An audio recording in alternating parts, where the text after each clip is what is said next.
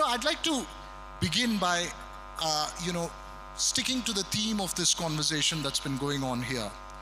What are the key challenges that we face, and not just as a corporation, I'm talking as a human race, as societies, when we look at the evolution of technology and artificial intelligence? I mean, what, according to you, are the key challenges to embrace it and navigate what's happening? Sometimes we grapple with what's coming up next in the world of technology. That's an easy question to start with, right? No, look, I am deeply excited, Veera, about what AI can do for us as companies, as countries, as governments, as individuals, right? And if I look back over my career at Wipro over the last 17, 18 years, and if I look back over the evolution of at least the technology industry in India, and the tech services industry at some level began the technology industry in India over the last 25, 30 years, I think this is probably the most disruptive and profound change that at least I've ever seen. And the reason for that, I would say, is because it is moving at such an incredibly rapid pace, right? And so there is so much change happening. I think the good part is the opportunity to disrupt virtually every aspect of our life in with the productivity that AI can bring is going to be incredibly, incredibly powerful. But I think there are 2-3 other elements that we've got to think through which are very important in the disruption that the technology causes, right? One is, how do we take people along? Right? Because the reality is there are going to be some jobs that disappear. Somebody described this to me really well, and I was talking to the CEO of LinkedIn, and I was talking to the CEO of Manpower Group, which is Jonas Pricing, and they were both talking about how the one big question they keep getting asked is, what is going to happen to jobs in the context of AI?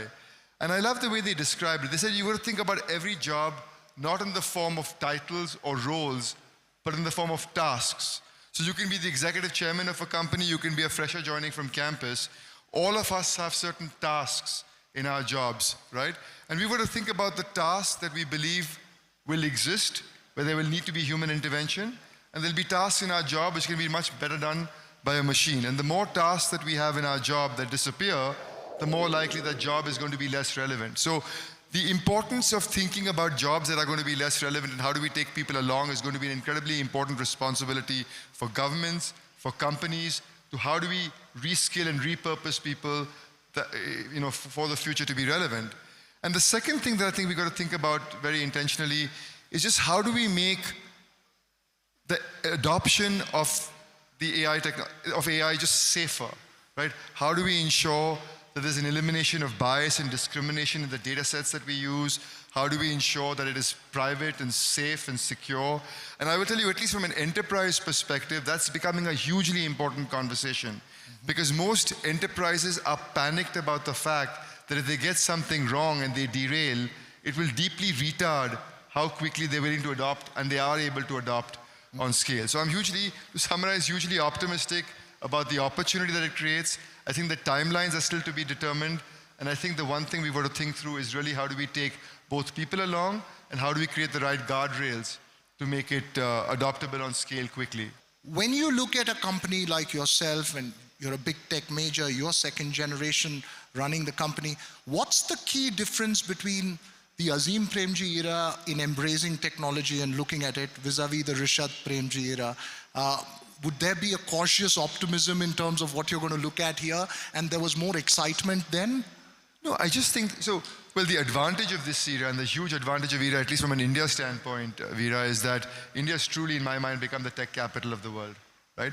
And I noticed a very subtle but profound change that happened during COVID, which is, till COVID, people used to come to India because it was cheap.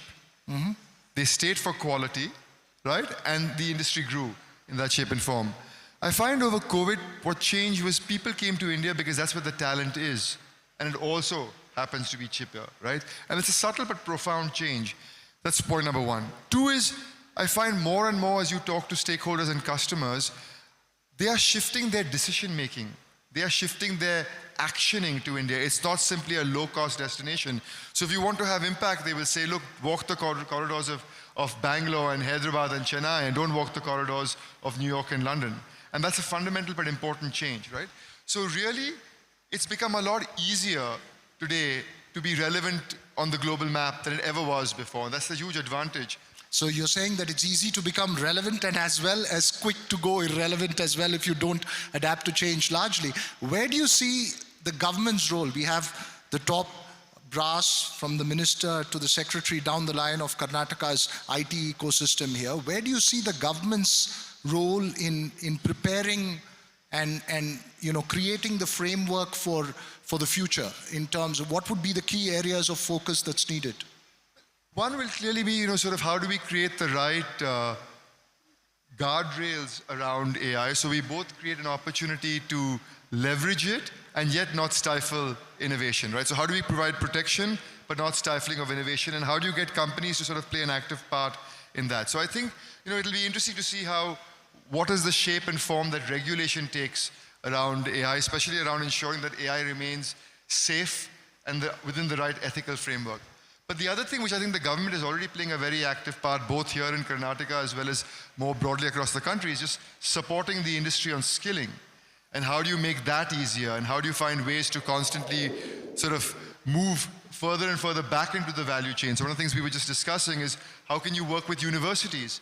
For example, we as a company today are already working with a few universities to move back into semester 5 and semester 6 and 7 and 8 to get people to be curating courses that are relevant to industry, to getting them to be working on internships while they are at university, so that they're more and more relevant and day one ready in the context of what the industry needs, in the context of what is job worthy, than perhaps what was happening before. So this whole element of skilling and being very agile with it, because the learning will have to be how you can quickly sort of undo something you've put together and build something new that's now relevant in a changing context. And that requires a close coordination and close partnership between the corporate sector, which is possibly the one absorbing the talent, and perhaps the government in trying to create a framework to produce that kind of a talent. I think it requires a huge combination of coordination between government, between companies, between industry and industry associations, and between individuals,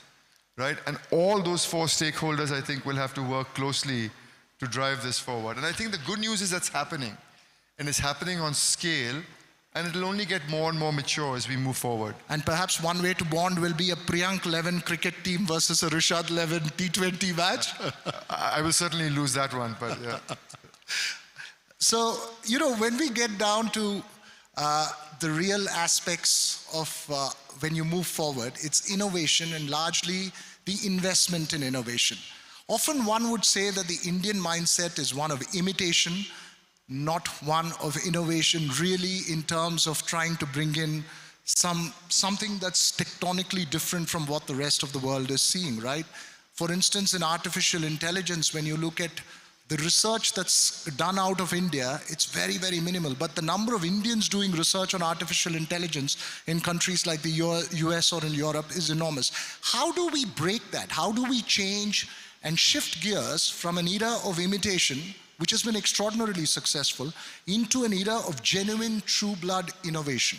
So Veera, I do think it's slowly and steadily changing, right? And I think the biggest ingredient for that slow and steady change is talent on scale, talent with the relevant skills on scale. And so I find that certainly happening with, if you look at the kind of work tech services companies are doing, if you look at the kind of work GCCs are doing in India, they are doing more and more cutting edge work. It's moving away from simply being a scaled execution engine to also an engine that's doing a lot of the thinking and the innovating, right?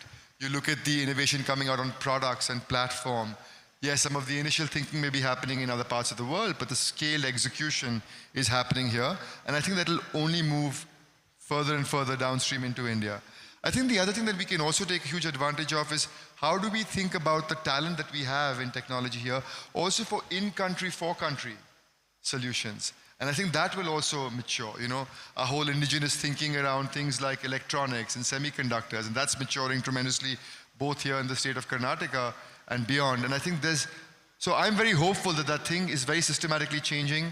I find the support of government, the policies that are coming in are also very, very actively enabling that. And what sectors would you, in the world of technology, be bullish on, specifically looking at something that you think is very, very important and something that's going to reap enormous dividends? No, I mean, certainly AI is very, we've talked about that, but I'm more excited about the applicability of it, right? So for example, I think there's huge opportunity, like we've done with the whole digital public infrastructure space, right? Where we've created the infrastructure and then unleashed the potential of that into the ecosystem. If we can do similar things with the kinds of data sets we have around things like education and healthcare, and then allow the ecosystem to leverage that and build the relevant use cases on top, it can be tremendously, tremendously powerful. I think it also creates a huge amount of opportunity. So I think the one thing we've got to think about as we leverage these technologies is also the job creation opportunity. And the more you unleash and the more you open up things by creating the infrastructure and then opening it up to the ecosystem, I think you can create a tremendous amount of jobs as well, which is always a challenge and always an opportunity in a country like ours. And that's the key challenge in making the whole growth story socially inclusive. Do you believe that the story so far has been one which is inclusive, or do you believe that there needs to be, and I'm talking socially before we get into just pure corporations and how you go about it, the larger story, how do we make it largely inclusive? Like, for instance, take the story out of Bangalore into the rural parts of India. This is the story of what? The story of India, the growth story of India and corporations and the riches that gets accumulated in urban centers. How do we take it beyond? No, Veera, you look at the tech services industry, for example, and I just look at what the tech services industry has done for the country, right? We employ about 5.5 million people. If you look at the number of surround jobs that it creates about 1:3. So there's been tremendous employment that's created by one industry. I see the same thing happening with the startup ecosystem today, right? The ability for them to create jobs, the ability for them to build brand, and the ability for them to create wealth is going to be the next opportunity of growth. All I'm suggesting is that the more you create, the more you leverage public infrastructure and then unleash its potential into the marketplace, the benefit trickles down all the way to the last mile. And you're seeing that with the whole digital public infrastructure and with the whole India stack. And so I'm very hopeful that we can do that on the next rung and next run. I'm just using education and healthcare as examples because we're sitting on tremendous amount of data as a country. And if we can leverage that to then unlock the potential of what use cases can be built that serve the last mile, I think they're tremendous opportunities. So I'll give you a very simple example of what we're doing in our foundation. Right? We're doing a fair amount of work in primary health centers, and we're saying to ourselves, look, let's just capture the prescriptions that doctors write down, right? The diagnosis and the prescription. And if we can leverage that to then sort of solve very specific problems, both for patients, but also to make doctors much more impactful. You know, a doctor should not be recommending statin to a woman who's pregnant, as an example. So how can you get them much more refined, but also create huge amount of opportunity to build relevant use cases that can solve very specific real problems? So that's interesting that you say. That's as far as the foundation is concerned. But as a corporation itself, you've been very keen on bringing in inclusivity in terms of the workforce and sustainability. And this is not like a CSR initiative, right? One is trying to establish here that profitability goes hand in hand with inclusivity and sustainability, whether it is gender equity, whether it's other forms of inclusivity. And that's a key lesson that needs more emphasis. No, Veera, look, I think as organizations, you cannot be divorced of the communities in which you live and breathe. As an organization, you are an active citizen of the communities in which you live and breathe, and you have a responsibility to those communities. So just to take the example of sustainability that you talked about, we're doing it because it is the right thing to do, right? It also, by the way, actually helps in business more and more because customers care more and more that you are a sustainably conscious company. So the fact that we're moving to renewable energy, and we've said we'll be at 100% by 2030. We're actually already at 85%, and we'll get to 100% most likely by 2026. Or how do we ensure that we've committed very publicly to transform to net zero? Our biggest challenge is going to be scope 3 emissions, right? So how do we think more purposefully about travel? How do we think about working with our suppliers and making them more green? How do we think about reuse of fresh water? We're at 35% today as a company. How do we get to 60? So how do we just play an active role and a responsible role in the communities in which we live and breathe? And two is just how do we be more inclusive? I mean, that's just simply not only the right thing to do, but I think also bodes really well for business. Because the more you get ideas from people that are very different than people that look like you and sound like you and think like you, the more impact you have. And that comes from all sorts of diversity. It It comes from diversity in gender, ethnicity, sexuality, experiences, where you've lived, the kinds of jobs you've had. It just makes for a richer organization. So at some level, it's the right thing to do, but it's also very self-serving. Right. At some level. Yeah, and when you speak of that inclusivity and sustainability, with such a large workforce like the one that you oversee and you head, mental health of your employees, of the larger social system itself, which is grappling in many ways, whether it's the impact of social media, whether it's the impact of work stress, is an extremely important aspect, one that often gets brushed under the carpet. What's the point in all the money if your people aren't happy? That's a focus area that needs, again, greater emphasis, doesn't it? Look, Veera, the good news is we're talking about it. I think we as a company certainly are talking a lot more about it publicly. And I think organizations generally are talking more about it. We've talked a lot about physical health in the past. We're talking very explicitly, especially post-COVID, about mental health. And it's remarkable when you talk about it and you make the subject non-taboo, how it shows up. So just in terms of both the tools and the access that we have to therapists, for example, how we train our managers to be sensitive to people, and how do you sort of look for signs, how do you have these conversations openly, I think are very powerful. And I frankly very personally talk about my own mental health. You know, I talk about my journey in terms of how just sort of sleeping right and exercising and eating right is just helping me in my own mental health, right? So it's okay to talk about it. It's okay not to be okay at times. It's okay to also say, look, these things are helping you. And so we're making it both very public, to be personal about something that is so personal, to provide the tools and ways to sort of help and enable employees, and then also suggesting things that I think can be helpful in just lifestyle and the way we live. And I'm going to be cheeky here and ask you, work-life balance is an important aspect. Don't tell me you work 70 hours a week. Yeah, you know, work-life balance is incredibly important. It's incredibly important. And you know, I learned this very early on in my early days before Wipro, which is, you know, work-life is something that you have to define for yourself. Organizations are never going to, always going to work at it for you. So you have to define for yourself what that means and what that doesn't mean, and draw boundaries. But also the concept of what work-life is has dramatically changed, right? Maybe in my generation it was what time you got to the office, what time you left the office. Today maybe the answer is, look, don't take away my Instagram access at work. And that's my concept of work-life balance. So the concept of what it means is simply not ours, it's also the freedom of what I can do with my time while at work but not working. Right, interesting that answer is. And you know, we've got a large startup population here, and some would want to dream of one day earning as much as a Wipro does. Is there a Rishad toolkit would advise to the startup world, to somebody who's starting off wanting to be as successful as a Wipro is? Is there a toolkit advice? You know, I would say a couple of things. One, I would say, focus on building organizations with the right values. What do you stand for? And never compromising on that, right? I think really, what do you stand for, what do you not stand for, is incredibly important. Two is, I would obsess with the people I bring into the organization, especially the early on people, right? Do they have the right sensibilities? Do they resonate deeply with what we're trying to build?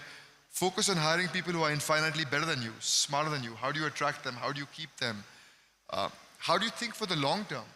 How do you don't think myopically? And my favorite subject, which I talk a lot about, focus on value for customers, not for investors, right? Not initially at least.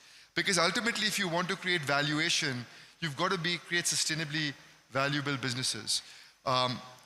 Focus on returns. Cash is king, ultimately. And I appreciate that you're investing in the business up front, but to have no pathway to profitability after, is just not a sustainable model. So those are some of the things that come to mind. Interesting that you say that. In fact, there's an ongoing conversation about how long a startup can keep being loss-making and keep money being poured in. You're saying look at values and look at long-term sustainability of the idea, not something that's short-term and what you're going to reap next year, right? How many businesses have you seen that have grown and been successful in a year? Those are the exceptions rather than the rule, right? So most big organizations, if you look at the lifespan, take significantly longer than a year to create value or to be sustainably successful.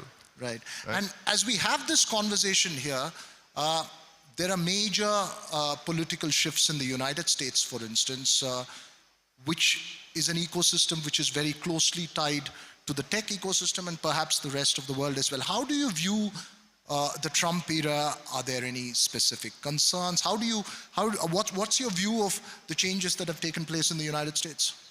So Veera, the one sort of broader comment to make on this is if you look over the last 25, 30 years that the tech services model has survived and thrived, they've survived and thrived irrespective of what party and what government is formed, right? So I'm quite hopeful just generally that there is some amount of political rhetoric that unfolds in any election, but I think generally the model is quite strong and sustainable irrespective of what government is in power. It's a broader point. But look, I certainly think that the current outcome is certainly going to be more pro-business and pro-growth. I mean, the conversation we're having on less taxes, less regulation, I think can be incredibly powerful, and I think it just bodes well for the business and how customers will spend. So I'm actually quite hopeful. But I think we've also got to be watchful a little bit about just the inflationary pressure that you can see, right? Both with the whole conversation around tariffs that can unfold and what does that mean for just how things, and also frankly from an immigration standpoint, right? Both elements, can you create some inflationary pressure, which we also have to watch for. But I think it's largely a pro-growth, pro-business agenda, which is very good for the tech services industry. Interesting. You're saying that the economic factors and the policy factors are more important than the political factors and the political change that we're seeing. Let's look closer at the economic factors and the. No, I'm saying the government is very much focused on business through driving less taxes, driving less regulation, which just helps business. So the government is very pro-business and pro-growth, which just helps all of our customers, which ultimately helps partners here in India and world over. And in terms of the larger geopolitical realities in the world, we seem to be moving into an extremely polarized atmosphere in terms of what events that we've seen in West Asia, in Ukraine. How does a corporate leader from India navigate this? Is it a challenge, or is it again something that you take as par for the course? You take it as a part of the course. You certainly think about that risk and how do you de-risk from that risk to some extent. But look, as geopolitically divided I find, Veera, as the world is getting economically and from a supply chain perspective, the world is still so deeply interconnected. And I think being able to undo that is not going to be able to be easy. And so how do we find ways to work in a manner where we de-risk by creating more optionality, so you can't be one country dependent or one supply chain dependent, but you create more opportunities. And you see India being a huge beneficiary of some of that, especially on the manufacturing side. But so you have to sort of look at that as a risk and address that risk. But I think the economic opportunity, at least in the businesses that we are in and we see, continues to survive and thrive despite the geopolitical uncertainty. And I'm going to get to the last few questions because we were requested to keep this conversation shorter than what was planned earlier. From the time you took charge to now, what's perhaps the one thing that you've learned, possibly the most compelling lesson that you've learned from the time you've took charge, run this business till now? No, staying humble and staying close to the ground, right? Staying close to people, spending time with people across all elements of the organization, because most of the learning happens with people that are closest to where the action happens, which is closest to the ground. So staying humble and not taking anything for granted and never letting something get to your head too easily, at least. How do you do that? With all the surround sound that you have to contend with, how do you stay humble? No, I suppose, having a father like the one I have has certainly helped. Just fundamentally in my DNA, it's sort of one of those things. But just the curiosity to learn, and I find learning and the openness to learn and humility are very closely coupled. But just, it just is who I am, I suppose. I don't know. Interesting that you say from your father, right? You're a parent now. What's the difference in the approach that your father took to parenting and you take to parenting? Is it just the same, or is there something different that you... It's a generational difference, certainly, right? I think my father spent a lot of his time working, but I think the one thing which I subscribe to, which he did brilliantly, And I learned this actually heard this from somebody else, which is, if somebody was asking, how do I be a good parent? What do I do? What do I do? And somebody said to them, do nothing. They're observing you, right? And I think he was the best role model by the observation of the way he lived his life and sort of conducted himself. And so I think that's the best learning that I've taken away, and that's the thing I try and subscribe to most, which is, if I don't spend too much time with my kids, hopefully they're just observing me. And if I'm okay with that, then hopefully they'll be okay. At the risk of making this a school PTM kind of conversation, I wonder, we try very hard, but it's often very difficult not to be just the observers, right, as parents? Yeah, it's a different generation. It's the cell phone generation. It's the generation of, You observe them lectures. on Instagram. It's the generation where you don't lecture too much, and hopefully you just influence delicately. Okay, my final question to you, and it's actually a sharing. There was a venture capital VC, Venk Krishnan, who I met yesterday casually, and we were just having a casual conversation when he suddenly started talking about your father. He started his career in Wipro. I think he was the 30th employee or something, and he suddenly got all emotional. His eyes got moist when he was talking about your father and the culture that your father left behind on him. Largely, that emotion is perhaps the most powerful legacy that you leave behind. Does it, is it a daunting challenge for you to live up to that legacy? Does it give you stress? Or is there something else you'd focus on as going to be your legacy? I don't stress too much about those kinds of things, Veera. It's exhausting trying to live other people's expectations of you and be in other people's shadows. I mean, I'm never going to be my father, so trying to live up to him is going to be exhausting, right? And one of my board members said this to me. He said this to me very early on. He said, look, Rishad, people will always tell you have big shoes to fill, you have big shoes to fill. And you tell them you can't fill big shoes, you'll try and stitch your own, right? Because it's exhausting to live other people's expectations. And the other thing I'm a big believer in, Veera, is ultimately you can only do the best you're capable of. So really, ultimately, the competition is between you and yourself. Whatever you're capable of is what you can deliver. You can't deliver something that you don't have within you. And so trying to live up to other people's expectations, because there'll always be somebody who's happy with you, there'll always be somebody who's disappointed you, is a recipe for poor happiness and ultimately poor mental health. And what would you do rather if you weren't running such a big corporation? Would you have fancied being a cricketer? What is it that you would have liked to be? I'm not very good at too many things, so I'm glad I ended up where I ended up, but yeah, I haven't thought about that, frankly. So you'd rather be where you are? I'm happy being where I am. Well, thanks very much, Rishad, for this conversation. Fascinating, those insights, both from a personal and from a professional business point of view. Thank you to the audience as well for listening in to this conversation, and I hope you guys enjoyed it as much as I did.